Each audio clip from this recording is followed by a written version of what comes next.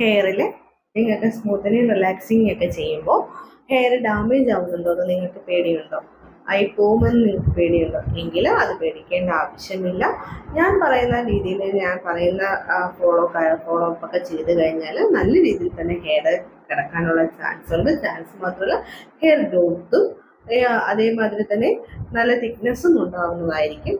അപ്പോൾ നിങ്ങൾക്ക് അതിൻ്റെ ഒരു വിധത്തിലുള്ള സംശയവും പേടിയും ആവശ്യമില്ല ഹെയർ സ്മൂത്ത് റിലാക്സിങ് ചെയ്യുമ്പോൾ. അത് മാത്രമല്ല, വൺ ടൈം നമുക്ക് അയണിങ് ആണ് വരുന്നത്. ഇതിൽ വൺ ടൈം അയണിങ് മാത്രമേ ഉള്ളൂ. ഇപ്പോൾ Botox, keratin, Brazilian treatment, Brazilian viral treatment ഒക്കെ ചെയ്യുമ്പോൾ ഒത്തിരി അയണിങ് കാര്യങ്ങളൊന്നുമില്ല.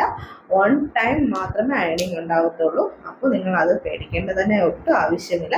ഏത് ട്രീറ്റ്മെൻ്റ് ആയാലും അത് കെമിക്കൽ ട്രീറ്റ്മെൻറ്റ് തന്നെയാണ്. അപ്പോൾ നമ്മൾ അതിൻ്റേതായിട്ടുള്ള വേറെ ഒന്നും വേണ്ട.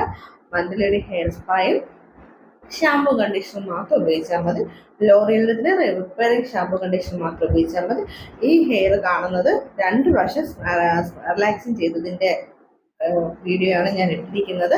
അപ്പോൾ ആദ്യത്തതും രണ്ടാമത് അപ്പം അവർ കറക്റ്റായിട്ട് ഹെയർ സ്പാ ചെയ്തിട്ട് അവരുടെ ഹെയർ നിങ്ങൾ കണ്ടല്ലോ അല്ലേ, എങ്ങനെയാണ് ഗ്രോത്ത് ഉണ്ടായതെന്ന്. അപ്പോൾ ശരി, ടാറ്റാ ബൈ, സീ യു.